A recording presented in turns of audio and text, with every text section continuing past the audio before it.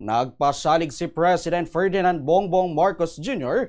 nga handa ang gobyerno sa tuman kataas nga presyo sang produktong petrolyo nga natalana nga ipatuman sa masunod nga semana. Ginpahat-pahat sang presidente kung ano ang iya ginahimo. Lakip diri ang pagpakigangot sa Kongreso agud nga mahatagan siya sang awtoridad nga buhinan ang excise tax kung maglapaw na ang presyo sang krudo sa $80 per barrel.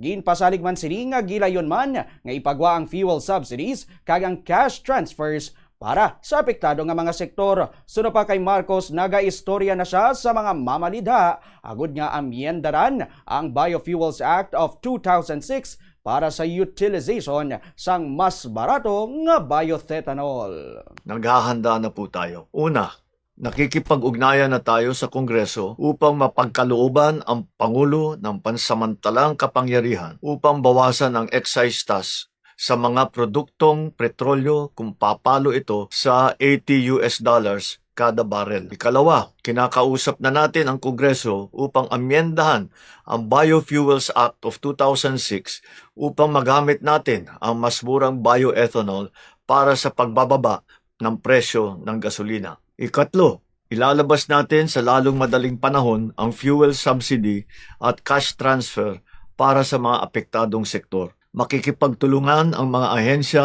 ng pamahalaan at ang mga lokal na pamahalaan upang matiyak na makarating agad ang tulong sa mga nangangailangan.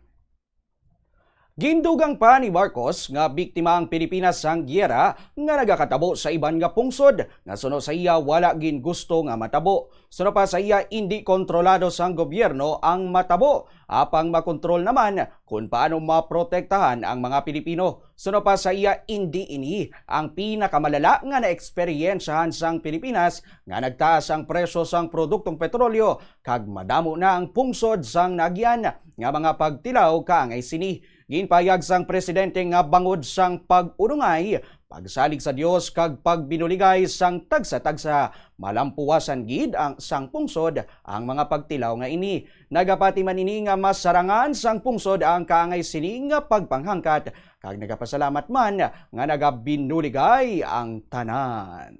Mga kababayan, hindi natin alam kung kailan matatapos ang kaguluhan sa gitnang silangan. Biktima tayo ng isang giyera na hindi natin pinili o ninanais. Hindi natin kontrolado ang digmaan, pero kontrolado natin kung paano natin poprotektahan ang Pilipino. Hindi ito ang pinakamalalang pagtaas ng presyo ng langis na naranasan ng ating bansa. Marami na tayong napagdaanan na pagsubok. At sa bawat pagkakataon, dahil sa ating pagkakaisa, pananampalataya sa Diyos, at malasakit sa isa't isa, nalampasan naman natin ang mga ito. Naniniwala ako na malalampasan din natin ang pagsubok na ito. Maraming salamat sa inyong pakikiisa at sa inyong pagtutulungan.